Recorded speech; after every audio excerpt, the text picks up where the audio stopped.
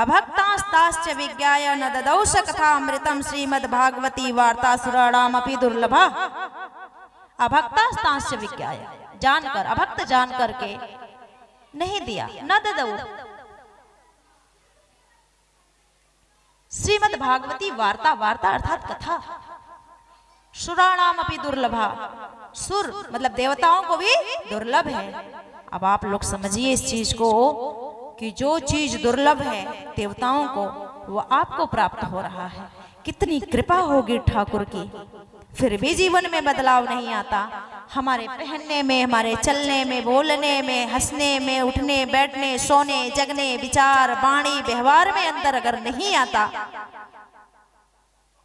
तो हम क्या कर रहे हैं? इस कथामृत को मिथ्या ही तो डाल रहे हैं। एक राजकुमार था जो गुरुकुल में गया, बहुत बड़े सम्राट का पुत्र था। जब गुरुकुल में गया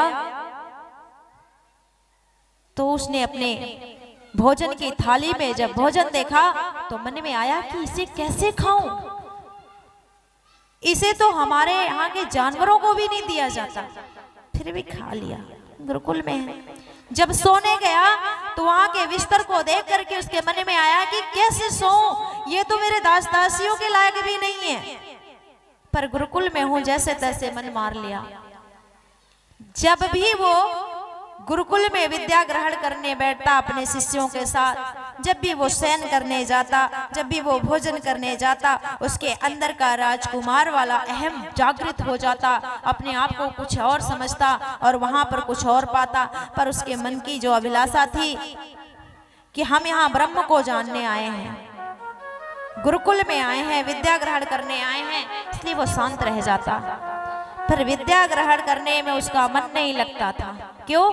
क्योंकि उसका जो अहम था राजकुमार होने वाला, वो उसमें रुकावट बनता था। पहले के युगों में जब राजकुमार या कोई भी छात्र छात्रावास में जाता था, गुरुकुल में जाता था, तो उनके अहम को मारने की एक प्रथा होती थी कि वो ब्रह्मचारी लोग जा करके भिक्षा मांगेंगे, उन्हें भिक्षाटन को भेजा जाता था। वैसे वो गुरुकुल चलाने के लिए नहीं होता था, गुरुकुल चलाते थे राजा महाराजा।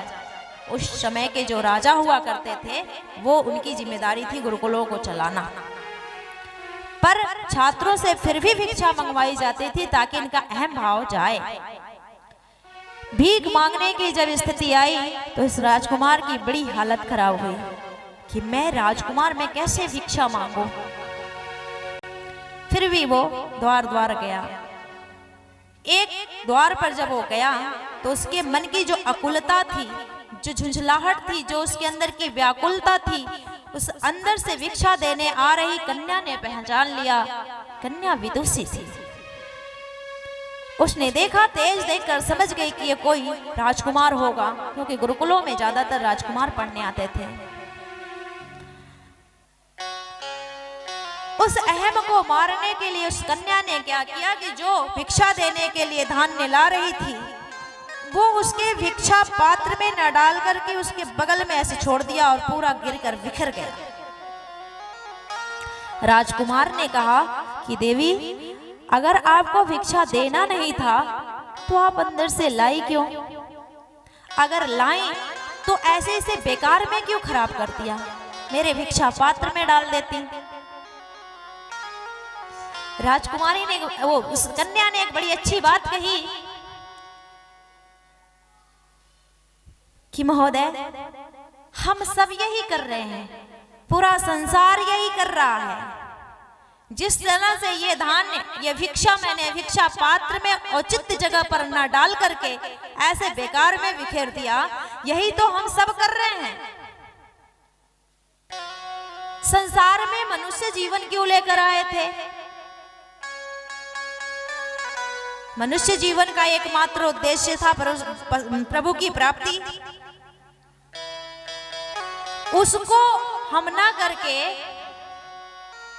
धन दौलत बनाने में, गाड़ी मकान बंगला बनाने में, बच्चों के मोह माया में अनर्गल कार्यों में गवा दिया। अर्थात यह जीवन जिस कार्य के लिए आया था, जिस भिक्षा पात्र में डलना था, न डाल करके बेकार में ही। तो राजकुमार को बात समझ में आ गई, उनका अहम वहीं पर खत्म हो गया। इसलिए अभक्तास्ताश्च विज्ञाय न ददौ स कथामृतम्, जो कथा देवताओं को भी दुर्लभ है उसे हम न प्राप्त करके किसी अहम में फंस जाते हैं, किसी मोह में फंस जाते हैं, किसी अज्ञानता में फंस जाते हैं। इस प्रकार से जब श्री सुखदेव जी ने उन्हें कथामृत नहीं सुनाई तो समस्त देवता लौट करके गए, ब्रह्मा जी से शिकायत की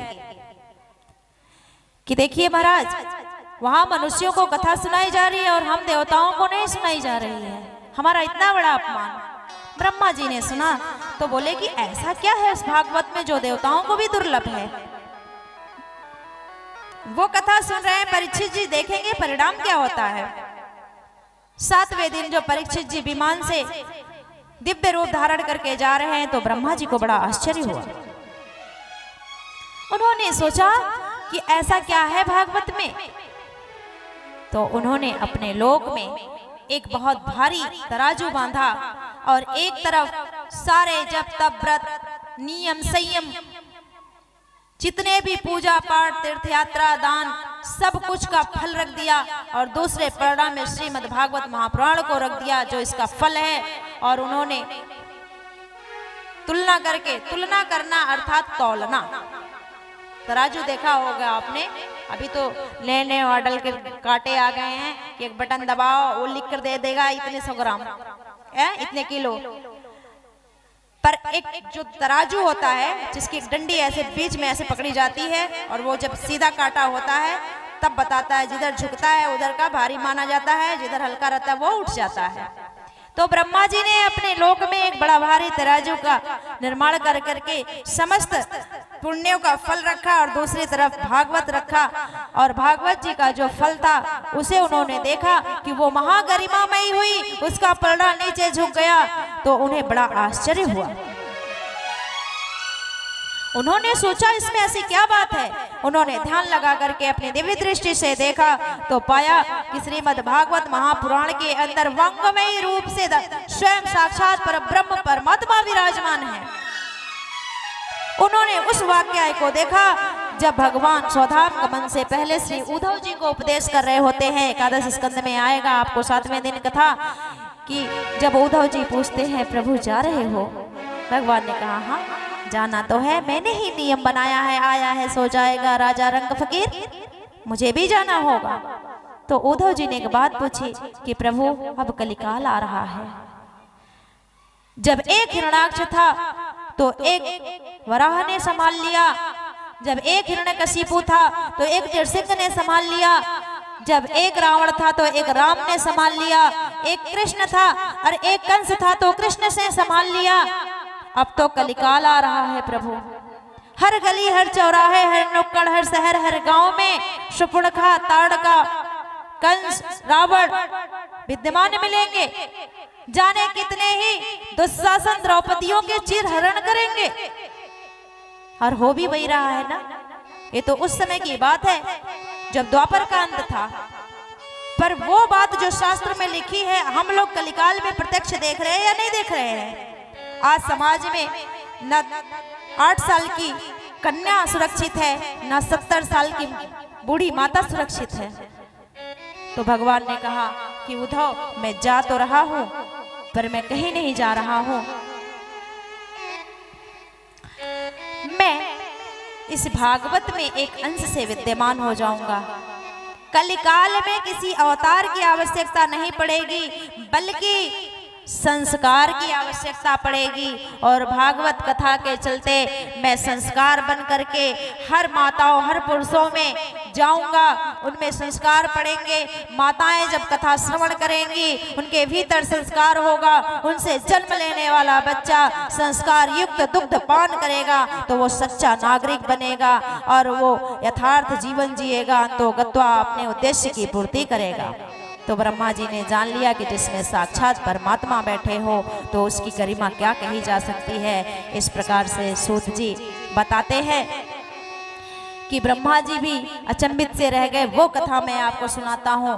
तो अब शौनक आदि ऋषियों ने एक प्रश्न किया कि महाराज, ये जो कथा है इसे किसने कही, कब कही, कहाँ कही, थोड़ा विस्तार से बताइए। तो सूत जी कहते हैं कि ये उस समय की बात है जब नारद और सनकादियों का मिलन हुआ। इस कथा को सनकादियों ने सुनाया है, नारद जी ने सुना है। तो शौनक आदि ऋषियों ने कहा कि हमने तो ऐसा सुना है कि नारद जी को सांप लगा हुआ है कि वो 2 घड़ी से ज्यादा कहीं ठहरते ही नहीं है। फिर उन्होंने 7 दिन एक स्थान पर रुक करके भागवत महापुराण कैसे किया। तो सूत जी कहते हैं, एकदा ही विशालायाम चत्वार ऋषियो मला सत्संगार्थ समायात ददृशुस्तत्र नारदम। कि एक बार विशालापुरी में नारद जी टहल रहे थे, उसी समय शौनक, सनत, सनंदन, सनातन, सनत कुमार चारों भाई आए। कथम ब्राह्मण देन मुख कुतश्चित्तातुरो भवान त्वरितम गम्यते कुत्र कुतश्चागमनं तप। आप कहाँ से आ रहे हैं और आपका मन इतना क्यों मनील है? जो भी समस्या हो हमसे कहिए, मन मैला ना कीजिए। तो जो चारों कुमार कहते हैं उसे आइए भजन के माध्यम से सुना जाए कि मन मैला ना करिए। क्यों ना करें? क्या मिलेगा हमें शांति बनाए रखने से? तो आप लोगों से श्रवण करिए। मन मैला ना कर, घबरा मत कर्म किए जा,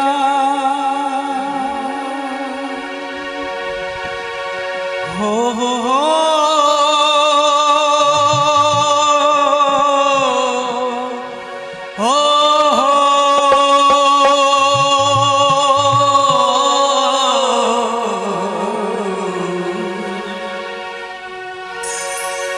घबरा मत कर्म किए जा, प्रभु सब कुछ तुझको देगा। सभी मीठी मीठी ताली बजा। मन मैला न करे, मन मैला न करे, मन मैला न करे, मन मैला न करे। घबरा मत कर्म किए जा,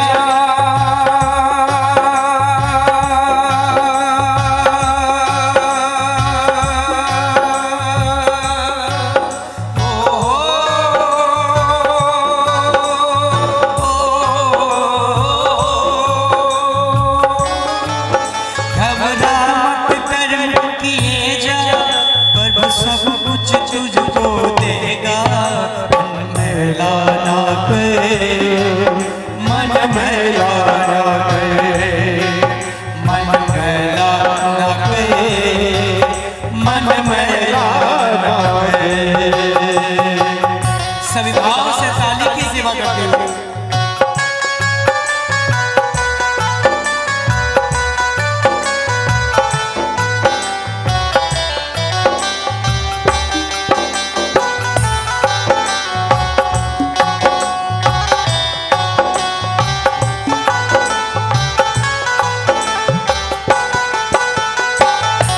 डूबती नैया का साहिल बहुत बड़ा वो दरिया दिल है। डूबती नैया का साहिल है बहुत बड़ा वो दरिया दिल है, बहुत वो दरिया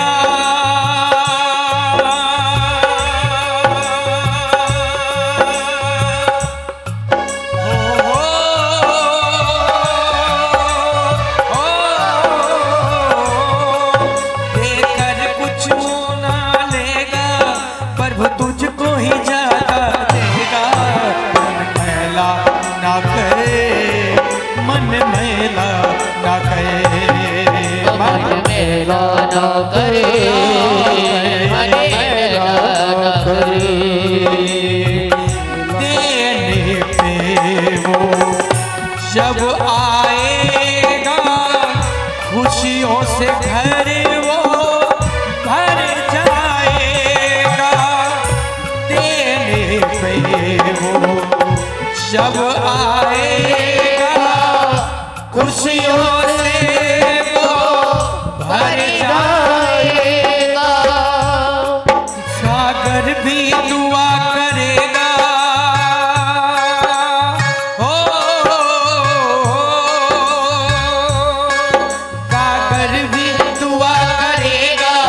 वो आएगा आएगा मन मैला ना करे, मन मैला ना करे, मन मैला ना करे, मन मैला ना करे, मन मैला ना करे, मन मैला ना करे। घबरा मत कर्म किए जा,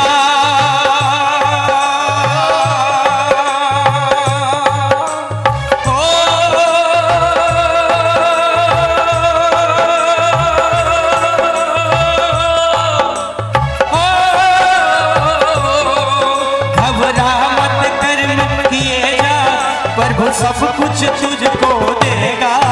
मन मैला न करे, मन मैला न करे, मन मैला न करे, मन मैला न करे, मन मैला न करे, मन मैला न करे, मन मैला न करे, मन मैला ना करे, मन मैला न करे, मन मैला ना करे, मन मैला ना करे, मन मैला न करे, मन मैला न करे।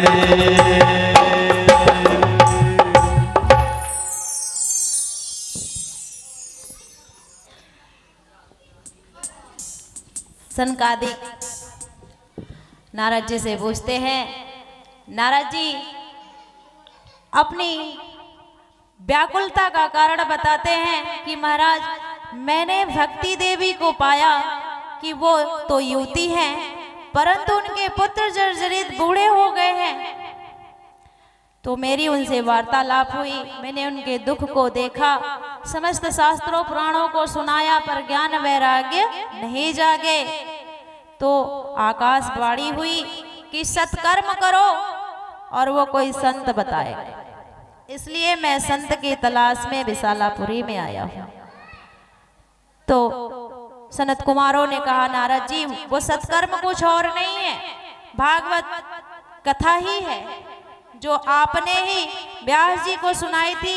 उसी चतुश्लोकी भागवत को व्यास जी ने 18,000 श्लोकों की संहिता बनाई है। वही कथा ही सत्कर्म है, ज्ञान वैराग्य को तरुण करने के लिए।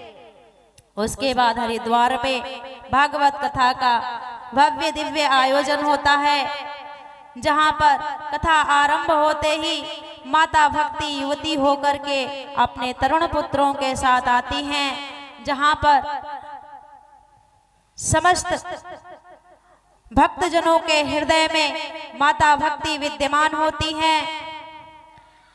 उसके बाद नारद जी ने सनत कुमारों से पूछा कि क्या इस कथा के श्रवण करने से सिर्फ ज्ञान वैराग्य भक्ति ही पुष्ट होते हैं या पापियों का भी कुछ कल्याण होता है? तो सनत कुमारों ने कहा कि पापियों की बात करते हो, ऐसे ऐसे पापियों का उद्धार होता है महाराज जिसने जीवन भर सिर्फ पाप कर्म ही किया हो और एक बार कथा सुन ले तो उसके समस्त पाप नष्ट हो जाते हैं, और जीते जी अगर ना सुन पाए तो मरने के बाद भी सुन ले तो भी उसके आत्मा की मुक्ति हो जाती है। तो प्रमाण के रूप में उन्होंने आत्मदेव की कथा, धुंधुकारी की कथा श्रवण कराई, जिसमें आप लोगों ने सुना है या फिर कभी कथा होगी तो उसमें ये कथा विस्तार से सुना जाएगा, समय का अभाव है। तो आत्मदेव की कथा सुनाते हैं उसके बाद गौकर्ण जी कथा श्रवण कराते हैं। धुंधकारी जो महापापी खली जो नीच पतित होता है उसकी भी मुक्ति होती है। नारद जी के पूछने पर सनत कुमार कथा पारायण की विधि बताते हैं और कहते हैं कि कथा श्रवण करने के लिए निराहार रहना चाहिए, भोजन नहीं करना चाहिए। इसमें कौन कौन भोजन नहीं करके आए हैं?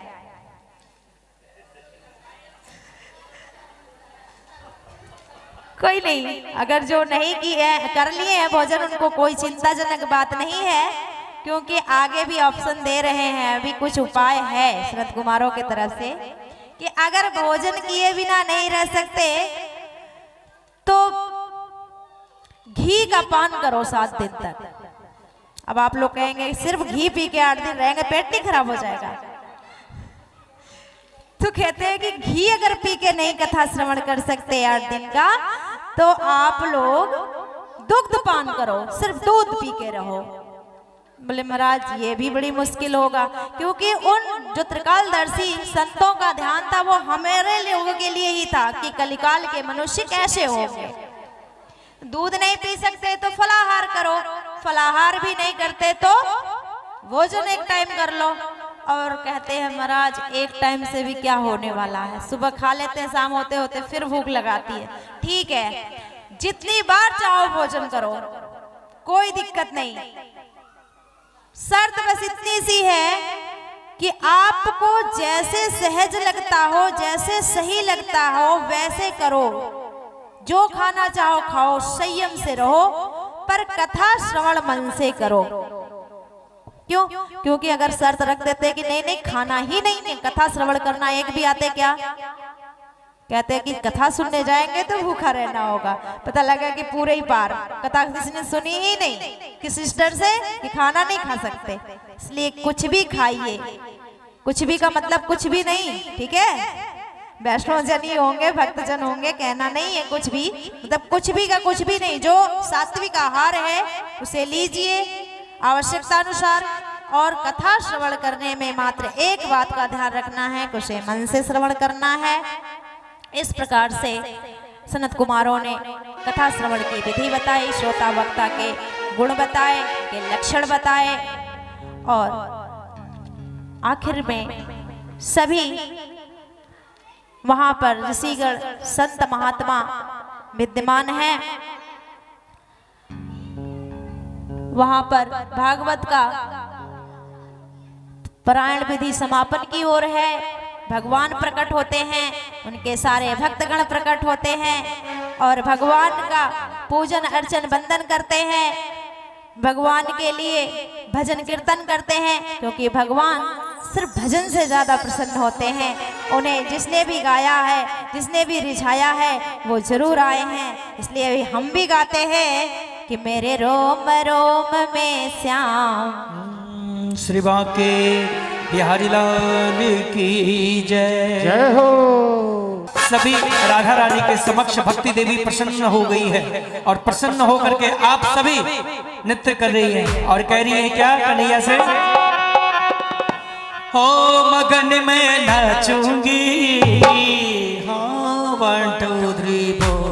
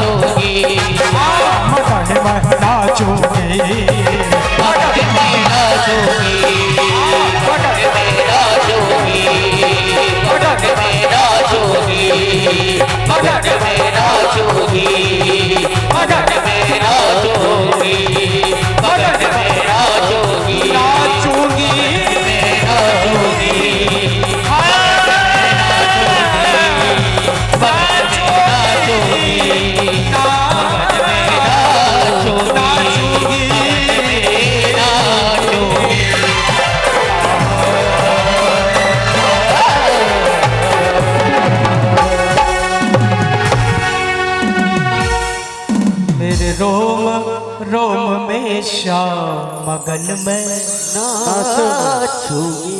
देखो हाँ, कल मत बोलना हाँ पंडित जी मैं तो नाची नहीं थी, क्योंकि जो श्री भागवत भगवान की करो आरती, पापियों को पाप से है आरती।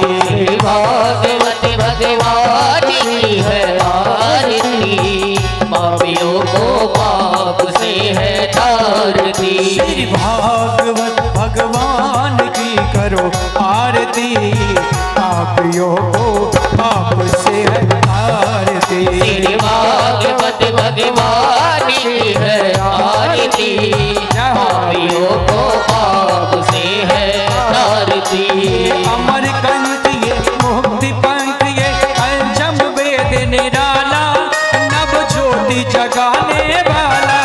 ये अमरकंठ मुक्ति कंठ पंचम वेद निराला, नव ज्योति जगाने वाला।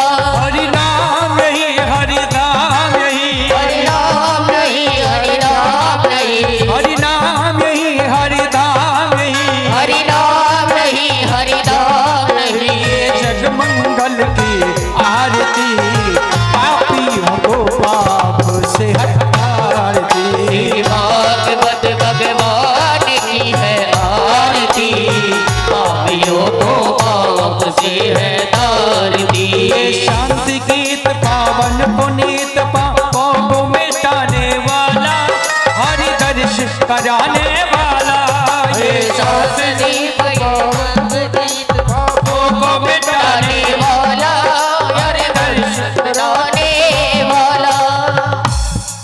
ये सुख करनी ये दुख हरनी, ये सुख करनी ये दुख हरनी, ये सुख करनी ये दुख हरनी। ये सुख करनी ये दुख हरनी। श्री मधुसूदन की आरती, पापियों को पाप से है आरती।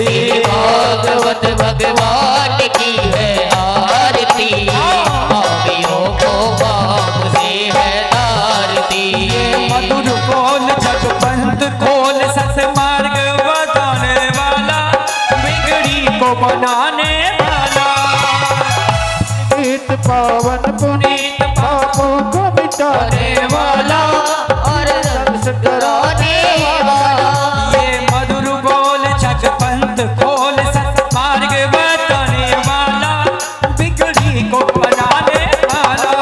ये मधुर बोल जगपंथ खोल, सत्मार्ग बताने बनाने वाला, बिगड़ी को बनाने वाला।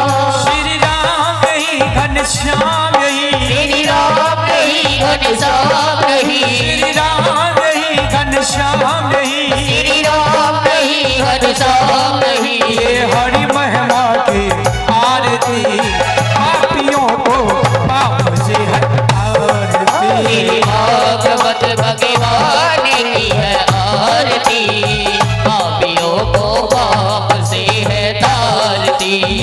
तारती ये तारती ये तारती ये तारती। तारती तारती तारती तारती। भागवत भगवान की करो आरती, पापियों को पाप से है आरती। भागवत भगवान की है आरती, पापियों को पाप से है तारती। भागवत भगवान की आरती, पापियों को पाप से है आरती। भागवत भगवान की है आरती, पापियों को पाप से है तारती। कर्पूर गौर करुणावतारम, संसार सारम विघ्नहारम, सदा वसंतम हृदयारविन्दे भवं भवामि सहितं नमामि। त्वमेव माता च पिता त्वमेव, त्वमेव बन्धु च सखा त्वमेव, त्वमेव वेद्या सर्वं त्वमेव, त्वमेव सर्वं मम देवदेव, त्वमेव सर्वं मम देवदेव। हरे कृष्ण कृष्ण कृष्ण हरे हरे, हरे राम राम राम हरे हरे, हरे कृष्ण कृष्ण कृष्ण हरे हरे, हरे राम राम राम हरे हरे, हरे कृष्ण कृष्ण कृष्ण हरे हरे हरे राम